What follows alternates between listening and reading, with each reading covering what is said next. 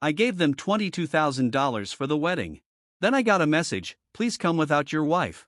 I smiled, left the family group chat, and stayed home. I didn't crash the wedding. The cake did that for me. Then my phone blew up with 143 missed calls from almost every guest. Please come without your wife, that was all they said. No hello, no explanation, no softening the blow, just those 5 cold words in the family chat, like they didn't matter. Like my wife was disposable. Like I was, too. I read the message 3 times, thinking maybe I'd misread it. Maybe autocorrect was playing a cruel joke. But no, it was exactly what it said. Please come without your wife. No punctuation, no context, just that. I set my phone down on the kitchen counter. My hands didn't shake. I wasn't angry. I was just very, very still. Caroline came in from the living room with her tea. You look like someone died. I didn't say a word, just handed her the phone. She read the message quietly, her lips pressed tight. No tears, no drama, just silence. Well, she finally said, they said it out loud. I nodded. What will you do now? I opened the group chat Isla and Tyler's wedding dream team. Scrolled down to the bottom. Tapped leave chat. I'm doing exactly what they asked, I said calmly. I'm not bringing you. Her eyes searched mine. You're going without me? No, I said, we're not going. She let out a breath and looked away for a moment. I knew it would come to this. I just didn't think they'd put it in writing. Neither did I. 4 months, I'd been the family ATM with no say. Isla cried on FaceTime about how expensive everything was, and of course, all eyes turned to me. You've always been the responsible one, Mom said. She's your sister, Dad added. She's never asked for anything before. They lied. So I paid. The venue, the flowers, the photo booth, the charcuterie wall. Even the cake, especially the cake. 7 tiers, imported icing, the kind that costs more than rent. They took my money with smiles, then told me my wife wasn't welcome. Why? Because she doesn't laugh at Isla's jokes? Because she refuses to play the fake perfect daughter-in-law? Because she once asked Tyler at a dinner party, do you even like Isla, or are you just afraid of her? Yeah, that probably did it. But Caroline said nothing, she just held the phone, jaw clenched, eyes dry. She looked at me, really looked. I knew you'd choose me, she said softly, but it still hurts. I nodded. We'll stay home. Then I smiled. But I'm still contributing to the wedding. She raised an eyebrow. You already gave them 22 grand. I did, I said, but there's one thing I quietly changed. The wedding happened. Oh, it happened. Glamorous, Instagram perfect. Platinum accents, live quartet. Guests dressed in cream and blush like a Vogue spread. Isla beamed in every photo. Tyler looked miserable. My parents smiled like royalty. Everything was perfect until the cake arrived. Then the calls started. 1, then 3, then 20, then 75 missed calls in 2 hours. From Mom, from Isla, from Tyler. Even Aunt Martha, who once called me cheap for bringing store-bought wine to Christmas. I didn't answer. I sat on the couch, poured a drink, clinked it lightly against Caroline's glass, and said, Happy wedding day, Isla. $22,000. I muttered, scrolling through my banking app again. Caroline looked up from her laptop. Still checking? I showed her the screen. Just making sure I actually paid for all this delusion. The final invoice from Lashto Weddings Events was still in my inbox, $22,480. That didn't include the $350 for emergency pie rescheduling or the veil stylist Layla insisted on because the first one looked cheap. I paid for everything. And the more I thought about it, the angrier I got. Not because of the money. Because it was so easy for them to take it. It didn't start with the wedding. No, this started years ago. When I got a decent job after college, my parents pinned me as the responsible one in the family. Banker, fixer, therapist, mover, accountant, babysitter. And Isla? Isla was the sensitive one, which meant manipulator, professional victim, master of crocodile tears. You're the stable one, Mom said like a compliment. Isla's not built like you, Dad said, she's more emotional. Right, emotional. like when she crashed her car texting, blamed sun glare and I paid the deductible. Or when she got fired for creative differences and I covered her rent for 4 months. Or when she started a business and I built her Etsy page and bought overpriced inventory. Every time she fell, I was the safety net. And every time I helped, she fell harder. Caroline saw it from day one. They don't respect you, she said after Isla sent me a Venmo request labeled, "Just a little emergency." She's family, I said, it's no big deal. Caroline looked at me like I'd grown a second head. It's no big deal until you wake up and realize you're broke and alone. She was right, but she was patient. God, she was patient. She smiled through every dinner where Mom made passive-aggressive comments on her outfit. Endured Isla's fake smile insults. You're lucky he doesn't care about status. It's cute how low-key you are. She held my hand under the table while Dad talked about how we all need to support Isla. Caroline never lost her cool.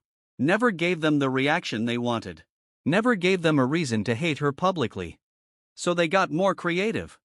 When wedding planning started, I was accidentally left out. Isla sent messages like, "Oh, sorry, we thought you were busy, so we made a few quick decisions." Quick decisions that cost me thousands. We chose the champagne fountain, fire dancers for the after party, a 7-tier cake with gold leaf and imported orchids. And who signed the checks? Right, me. But then I snapped, quietly, silently. It was 3 weeks before the wedding. At my parents' house for dinner, Caroline and I arrived with a bottle of wine and a small gift for Isla, a hand-embroidered silk robe from her favorite boutique. A peace offering, maybe a gesture. Isla opened the gift and forced a smile. "Oh," she said, eyes cold. "Thanks, I already have 2 of these, but okay." Then she leaned in and muttered, "At least you're good for something, I guess." Caroline heard it. I felt her freeze beside me. Her fingers tightened slightly on her wineglass, but she said nothing. I spoke up. I stood. The room went silent. "Excuse me," I said, setting my napkin on the table. "Where are you going?" Mom asked. "Out," I said, "for some air." I left through the front door and sat in the car for an hour. That night, sleep refused me. In my dark office, I scrolled through receipts, invoices, screenshots, then opened the cake design file. Isla had emailed it directly. "Make sure this is confirmed by Friday. No changes. I want this cake timeless. Soft ivory, gold trim, sugar roses, subtle elegance. Think Meghan Markle meets Versailles." I stared, then called the bakery. The owner remembered me, after all. I paid up front. "Hi," I said calmly, "I need to make a small change." I didn't tell Caroline, at least, not yet. The night before the wedding, she caught me smirking into my bourbon. "What did you do?" she asked, suspicious. I raised an eyebrow. "Who says I did anything?" "You only smile like that when you're hiding fire," she said. I laughed softly and kissed her forehead. "Let's just say tomorrow's dessert will be unforgettable." The ballroom shimmered under soft golden lights. Isla's dress sparkled under the chandeliers like stars. Tyler wore his usual dead-eyed smile. Champagne bubbled, strings played, phones recorded. It was perfect. Too perfect. And now, ladies and gentlemen, the MC announced. The moment you've been waiting for, Isla and Tyler's wedding cake. Applause erupted, phones raised, guests leaned forward, performing excitement. Isla's eyes widened, hands clasped like a child on Christmas. Lights dimmed, romantic acoustic music started, a dreamy cover of Can't Help Falling in Love. Then fog rolled in, actual fog. Dry ice hissed as 2 tuxedoed servers wheeled in a massive 3-tier cake, gold filigree, ivory roses, initials L and T in sugar pearls. Gasps, applause, a few oh wows. Even Tyler looked impressed. Isla was radiant. The cake rolled to center stage, spotlights hit it. The MC grinned. "Let's hear it for this masterpiece." Isla took Tyler's hand, stepped forward with her perfect knife, and just as she reached to cut, a crack. The middle tier split. Boom! The top tier collapsed sideways. Then, pop! From inside the cake exploded a figure. A clown. Not just any clown. A clown in a wedding dress. Full veil, red nose, white gloves. lipstick smeared into a smile too wide. On her chest, a laminated sign. Miss Perfect. The room froze. Then, boing! Two plastic yellow chickens on springs shot out from either side of the cake, flapping like rubber nightmares. The clown stood tall, arms wide like a Broadway star. Then bowed deeply. Released a burst of white feathers from her bouquet, a cake bouquet with a pink ribbon that read, Zilla Special. Isla's mouth hung open. The clown grabbed a mic, yes, she had one, and spoke in the sweetest voice. Special delivery for the bride, the show must go on. Laughter burst out. Some guests screamed. Others clapped, thinking it a stunt. Someone yelled, was this part of it? Isla didn't move. Tyler stepped back. What is this? Mom rushed forward. Get out of here. This is a wedding, not a circus. The clown waved cheerfully. Oh honey, this is the circus. You're just late to the tent. Then she turned to Isla, bowed again, and whispered loud enough for the front row. You ordered perfection. We brought the reflection. Isla broke. Get her out. This isn't funny. Who did this? But the clown moonwalked toward the exit. At the door, she turned, winked at the nearest phone camera, and said with a giant grin, Bye, Isla, you're the star now. Then vanished into the fog. Somewhere online, a hashtag was born, #ClownCake, trending by midnight. I didn't need the news. Caroline showed me live streams from the guests. When the clown popped out, Caroline nearly choked on her wine. When the chickens flew, she fell off the couch. When feathers hit the ceiling, she wiped a tear and whispered, You're an absolute artist. I raised my glass to the screen.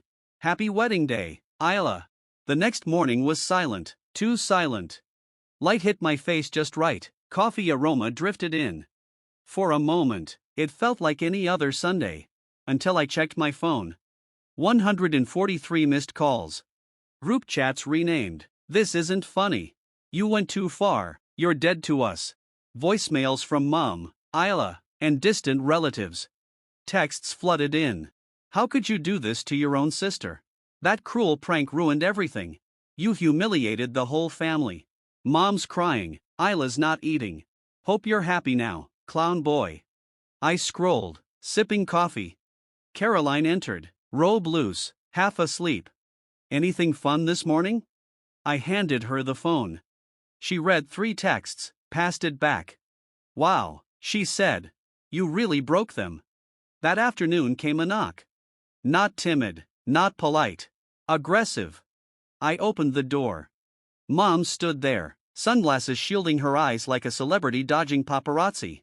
Behind her, Dad looked exhausted. I said nothing. We need to talk, she snapped, pushing past me. Dad sighed, trailing after her. Caroline stayed in the kitchen, she knew better. Mom faced me in the living room, eyes sharp. You ruined your sister's wedding. She ruined my marriage first, I said evenly, and tried not to let it show. Don't be dramatic, Mom scoffed. It was just one message. One message that said, don't bring your wife. Silence. You humiliated her in front of 200 people, she added. There was a clown. Yes, I said, there was. She hasn't left her room in 24 hours, Dad chimed in, like that meant something. She might be traumatized, Mom said, the videos are everywhere. Oh, I've seen them, I said, people really loved the chicken launch. Mom's eyes narrowed, you think this is funny? I think it's poetic. That pushed her over the edge. You're a bitter, resentful little boy who can't stand seeing his sister happy. I stood up, calm. And you're a mother who taught her daughter that love is control, and money means silence. Dad stepped in, that's enough. No, I said, we're just getting started. They tried to shut me down, I kept going. All my life, I've paid quietly because that's what you taught me, shut up and be useful. I watched Isla tear apart everything that mattered to me, and you called it family, you let it happen. My voice didn't waver. It was cold, precise. Now it's my turn to smile. Mom looked like she might scream. Instead, she spun on her heel. You're no longer part of this family. She stormed out. Dad lingered at the door. I didn't know about the message, he said quietly. But you didn't stop it either. He nodded once, and followed her out. The door closed, silence again. By Monday, the wedding clown video had 2.3 million views on TikTok. By Tuesday, there were remixes. By Wednesday, BuzzFeed ran the headline, "Bride gets clowned at her own wedding, literally." Isla disappeared from social media. Tyler moved out of the honeymoon suite. Some said he went to stay with a cousin, others said he left town entirely. Didn't matter. I was finally sleeping again. Then Friday came. I was out running errands when Caroline called. "Babe," she said, voice low, "you need to come home, now." I rushed back. She was standing in the kitchen, holding a manila envelope. "No return address," she said. Inside, one sheet of paper, bold text across the top. "You thought you were the only one she used." Clipped to it, a USB drive. I plugged it into my laptop. One folder. Inside, screenshots, bank transfers, texts, audio messages. All between Isla and our cousin Jordan. Turns out, the clown cake wasn't her only double act. She had 2 weddings planned. Mine, the public one. Jordan, the secret. He'd been funding her alternate life for nearly 6 months. The last message before the wedding: "Isla, don't worry, baby, this is just optics. I need that ring for the prenup. Once I've got it, it's done." Jordan, you swear? Isla, you think I'd ever love someone like Tyler? I sat back. Caroline stared at the screen, then at me. "Do we send this to Tyler?" I didn't answer at first, then smiled. "No, we deliver it," with a bow. That night, I didn't sleep. Not from guilt. Not from nerves. But because I'd never felt so awake. The phrase looped in my mind like a battle chant. "You thought you were the only one she used." Of course it was Isla. If anyone could cheat reality itself, it was her. She didn't just bleed me dry. She drained Jordan too, our cousin, another man with a savior complex and a big enough bank account to fund a fantasy. Her messages were clear. The wedding was a prop. The marriage was a means to a prenup. And Jordan? Just another placeholder. When the sun rose, I brewed coffee and toasted a bagel. Caroline came downstairs in an oversized t-shirt, kissed me on the cheek. "You look terrifyingly calm," she said. "I feel amazing. You're glowing like a villain mid-monologue." I handed her the printed file stack. She skimmed 3 pages, looked up, and whispered, "Oh my God, we're not mailing this. We're delivering it." Tyler wasn't home. But cousin Brian said he was hitting the gym hard lately. Sure enough, there he was, pummeling a heavy bag like it owed him everything. I called his name. He turned, soaked in sweat, froze. He walked toward us like a man approaching a firing squad. "If you came to gloat," he said, "get in line." I handed him the red folder. He opened it. His eyes scanned the pages, fast at first. Then slower. Then stopped. He turned a page. Another. Then the photo, Isla in Jordan's apartment, leg exposed, wineglass in hand. His hands started to tremble. She said she needed a stable future, he whispered. "No," I said, "she needed a funding plan." He sat down on a bench, folder limp in his lap, covered his face. "She told me I was the first man she ever trusted." I sat beside him. "She says that to any man who signs a check." He didn't cry, but he cracked. Quietly. "She's a black hole," he muttered. "She eats good things and spits out lies. She almost got all of us." Then he looked up, and surprised me. "Thank you." We shook hands.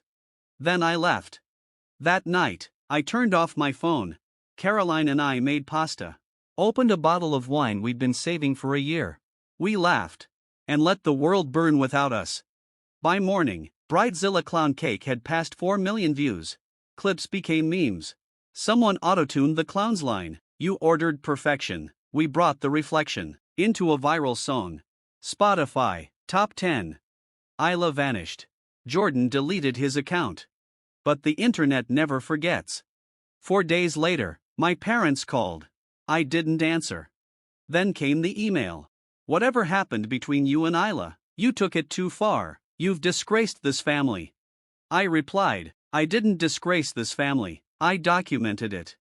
Blocked, simple, done. A week passed. Then a letter arrived. No return address. Inside, a crumpled thank you card, Isla's handwriting. Words scratched out like they hurt to write. You were always better than me, that's why I hated you. You never needed anything from anyone, you just wanted peace. And we couldn't even give you that. You won. I hope it was worth it. I read it twice. Caroline walked in, saw the letter. Is it an apology? She asked. No, I said, it's a confession, but not the healing kind. I didn't reply. I framed it, hung it in my office. Not out of pride, but as a reminder. Never again. 2 months later, Caroline and I booked our first real vacation. Portugal, one-way tickets. No obligations. No guilt-laced invitations. No sister asking for cash. I changed my number. Deleted the family chat. Started therapy. And something unexpected happened. People, relatives, old classmates, even co-workers started messaging me privately. I wish I had the guts to do what you did. You were right to walk away. That clown cake was iconic. It wasn't just a viral moment. It was a reckoning. A line in the sand. No more. No more pretending. No more enabling dysfunction. No more being the ATM for people who despise you when your wallet runs dry. Caroline and I toast to it every Friday now. She raises her glass, to Miss Perfect. And I add, long may she be off the throne.